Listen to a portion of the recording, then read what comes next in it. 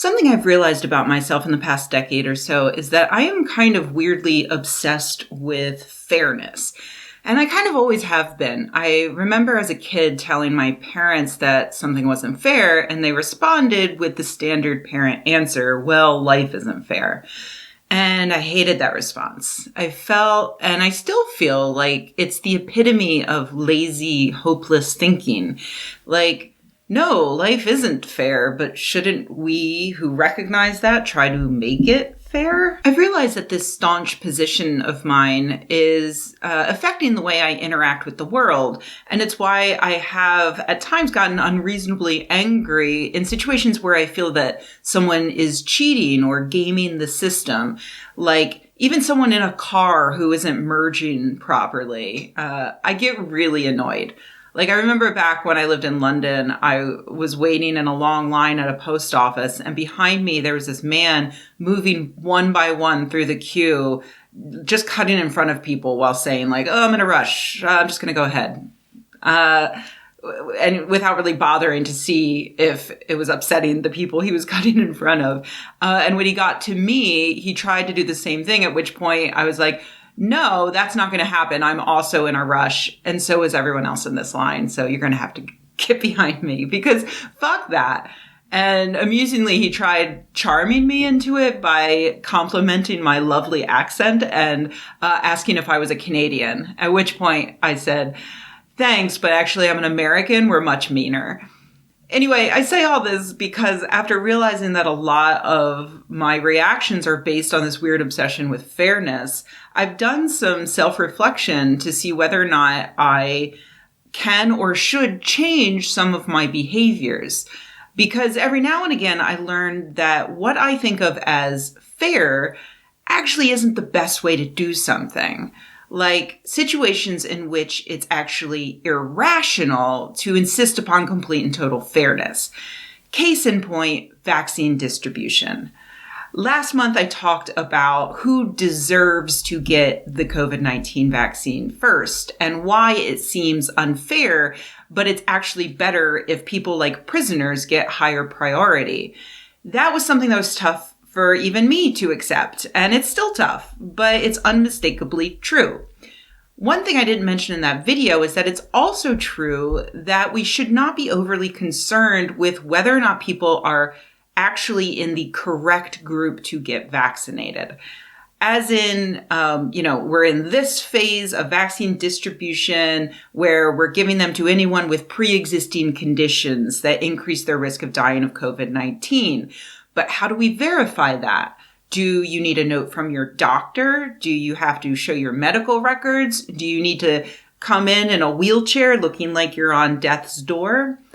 New York Governor Andrew Cuomo this week signed an executive order increasing penalties for vaccine fraud, people who try to cut the line to get a vaccine before they're supposed to.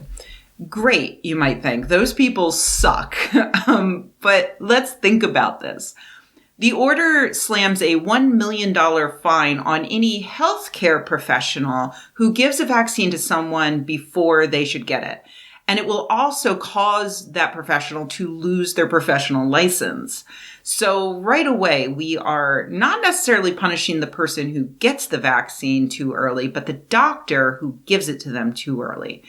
Why is that an issue? Well, we certainly don't want doctors knowingly committing fraud, but this plan makes it so that the average line-cutting asshole is not going to be afraid to try to cut the line because there don't appear to be currently any penalties for them. But doctors will be afraid of line-cutting assholes, and so they're going to up their security measures. In fact, Cuomo is doing that for them by demanding mandatory certification of people seeking a vaccine. That's going to significantly slow down vaccine distribution for a number of reasons. First of all, honest people are going to be genuinely confused about when and how they can get a vaccine, what they need to have in hand in order to get the vaccine, and whether they qualify at all.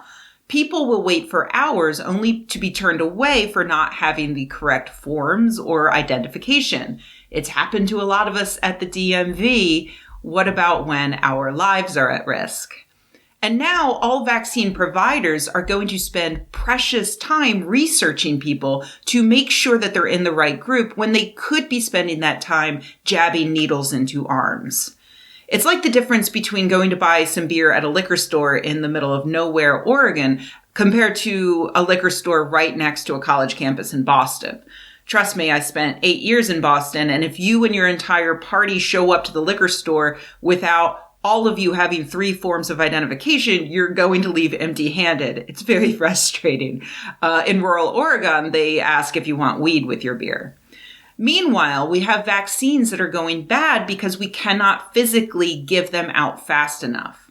In fact, in DC last week, a pharmacist had 2 doses of the vaccine that they literally were going to have to throw away because some first responders never showed up for their appointment, and the vaccine can only last for a few hours at room temperature.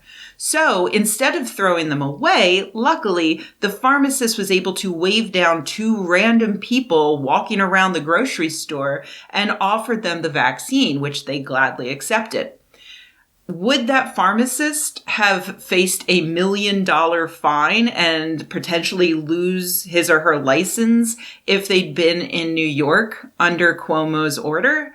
I guarantee that were they in New York under that order, they would have thought twice about giving those vaccines to non-priority people instead of just throwing them in the trash. And that is bad. It kind of reminds me of the plane boarding experiments. Many airlines seat passengers from back to front.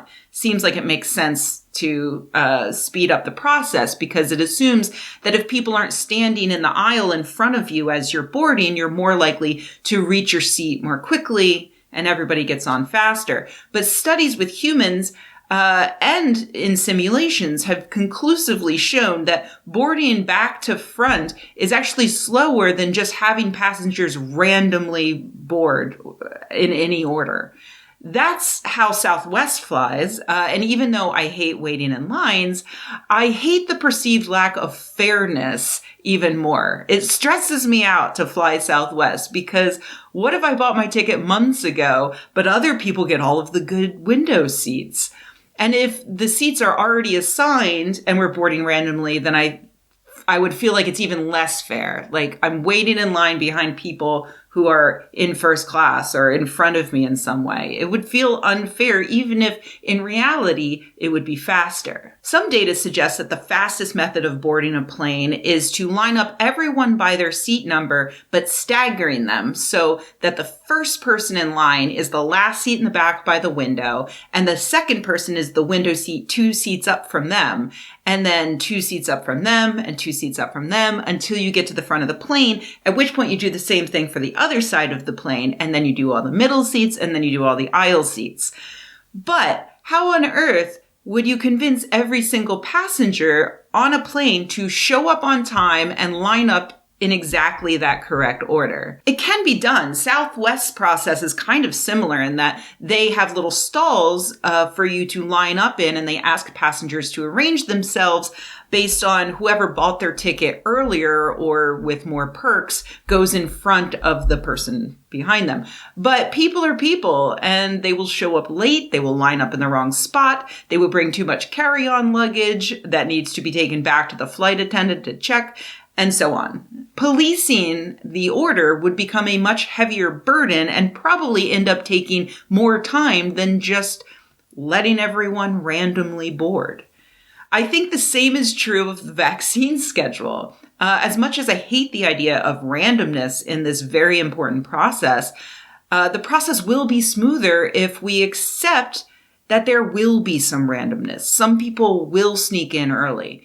As I talked about in my video about who deserves vaccines, Andrew Cuomo's approach to punishing suspected frauds will result in a Pyrrhic victory.